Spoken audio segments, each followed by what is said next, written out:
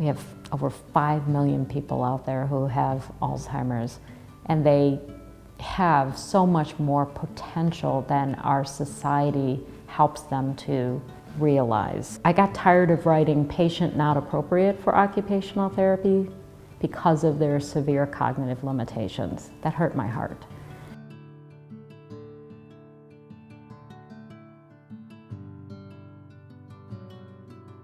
Believing that abilities do remain at every stage of this disease. People can still do things if we just know the right way to pull that ability out. The Warchol Best Abilities Care Model enables people who have Alzheimer's to flourish at every stage of their disease. The objective is to improve the quality of life, level of functional independence, safety, and health of those we serve.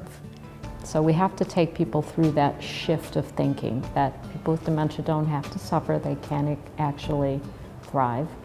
First of all, you overemphasize cognitive assessment because people tend to ignore that, and yet cognition is the primary determinant of somebody's level of independence. We can't ignore it. The second part of the model is that life story. We must get to know this individual. What's their history? What have they liked to do all their life? What's their personality type? What's their daily routine? What time do they like to get up, go to bed? What do they and don't they like to eat and drink? All that personal information is what drives the care that we deliver every day. We can't reduce this person to one page that's buried inside of a medical chart about who they are. We've got to do an in-depth life story assessment. So if you give somebody what they want to do and what they've always loved to do, if you present them with something meaningful, they're going to pay attention to it better. They're going to be more motivated to engage. Focusing on what someone can still do at every stage of dementia is the catalyst for quality of life. That's the third thing, learning their cognitive level and then knowing how do I provide this type of care that's very much a simplification. How do I adapt to them instead of them adapting to me?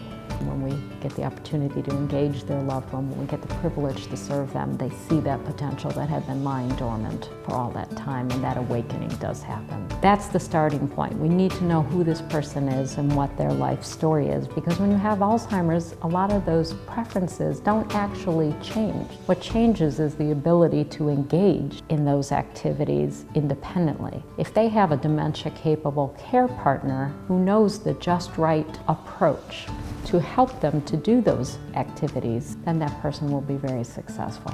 We treat them like the person that they still are with the dignity that they still deserve. And there's this belief that once you have Alzheimer's diagnosis, it's the end. If we can start holding them with the dignity and esteem that they deserve, if we can believe that quality of life is still possible, and if we can support their loved ones through this journey, I think the world will be a lot better place.